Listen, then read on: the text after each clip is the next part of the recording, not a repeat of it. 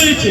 কিচ্ছু নেই বাবু, সব শেষ। আরে বলবে তো কি শেষ হয়েছে? বলো বাবু, আপনার যা যা নবলক্ষ বাগানটা ছিল না, হ্যাঁ। সব পুড়ে ছাই বাবু।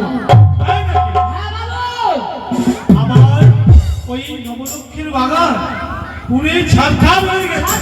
কিচ্ছু নাই বাবু, কিচ্ছু নাই। হ্যাঁ, হ্যাঁ। বেশ, চল দেখি আমি সেই বাগানটি আমি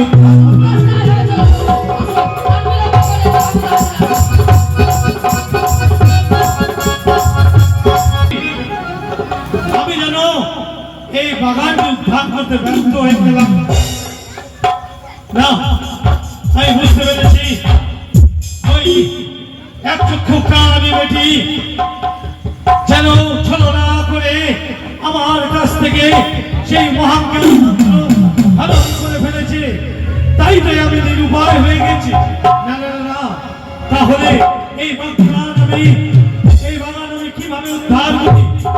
হ্যাঁ, আমার মনে পড়ে গেছে আমার মিত্র রয়েছে মিশরীনগরে। সেই ওই মিত্রকে আমি আনয়ন করব, এমনকি আমার এই নবলক্ষের বাগানকে উদ্ধার করবো। ঠিক কোথায় বাবু?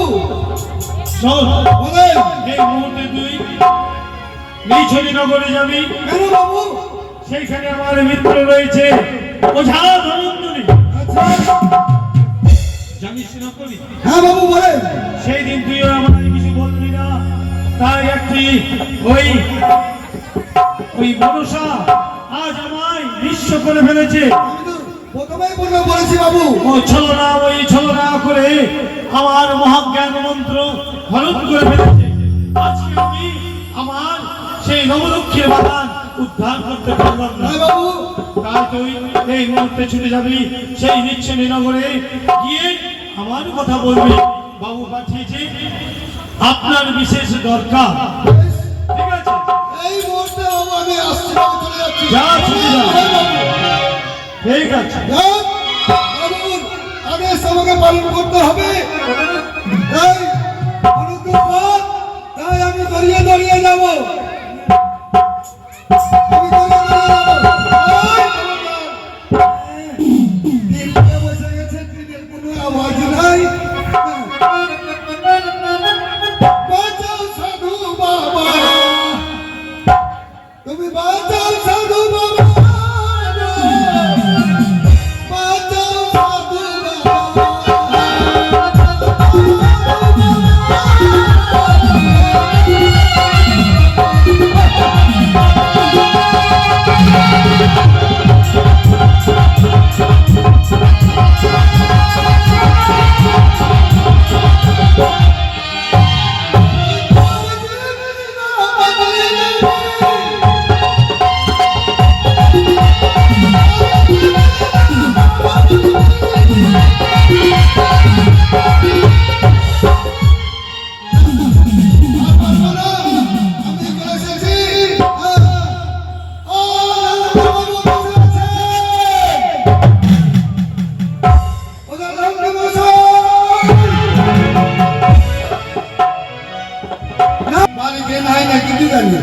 সারা শরীর কিচ্ছু নাই।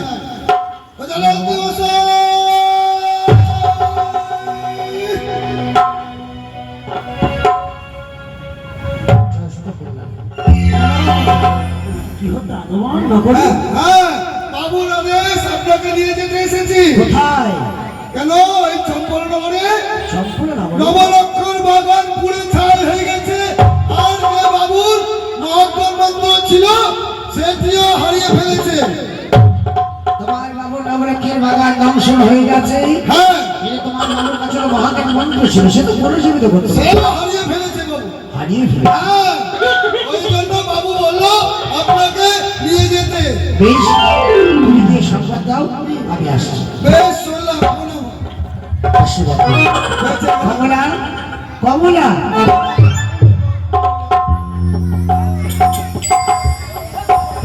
কমলা।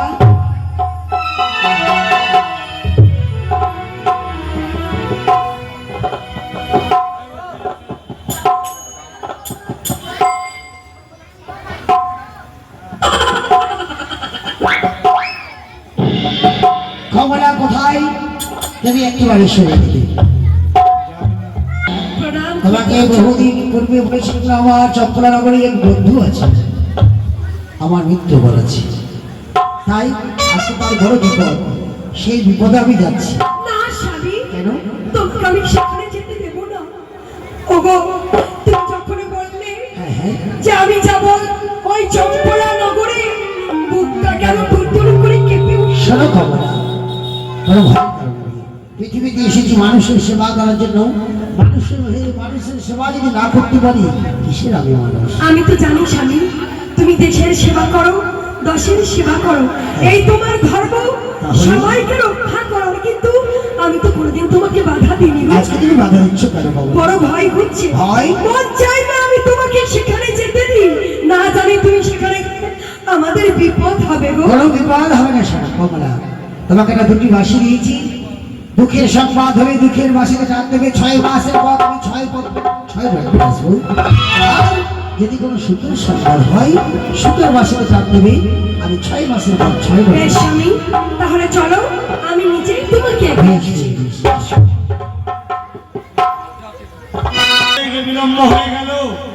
আমি ওই বিষয়টি নগরে আমার নকরিকে আমি পাঠিয়েছি, কিন্তু সে এখন পর্যন্ত কোথায় আমার মিত্র বহনকে নিয়ে কেনই বাসে না। না দেখি আমি অন্তঃপুরে যা ভূষণে দৌড় করে আমি ব্রাহ্মণী বিশ্বাস করেছি। সাধে ওই ধনন্তরী পথ আগলে ধরে তাকে প্রেম পক্ষে বসে বলবো, সেই নাকি আমার ভালোই কথা শুনে তার হবে মঙ্গল, নইলে হবে মঙ্গল। তাই তো বিলম্ব নয়, ওই তো ধনন্তরী আসে, আর বিলম্ব নয়, তার পথ আগলে আমি ধরবো।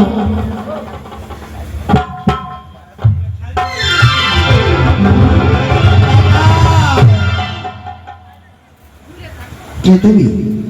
আমি হ্যাঁ। তার পূর্বে বলো তুমি কে? আমি তো, তুমি আমাকে চেনো না? তুমি কোথায় থাকো? আমি আজ ব্রাহ্মণী। আমি ওঝা ধর্মকরী নাম শুনেছি। ওঝা ধনন্তরী? হ্যাঁ, তাই এত রাত্রে কোথায় চলেছ? আমি চলেছি চম্পলা নগরে। চম্পলা নগরী? হ্যাঁ। কি বাখানিলে চলেছ তুমি? কি জন্য চলেছি? হ্যাঁ। শুনেছি যাদের সঙ্গে পদ্মাবতীর সঙ্গে বিবাদ, সেই বিবাদে তার নবলক্ষের বাগান ধ্বংস করেছে পদ্মাবতী, তাকে পুনর্জীবিত করে। তাই? হ্যাঁ। ও, কিন্তু তুমি কে? তুমি আমার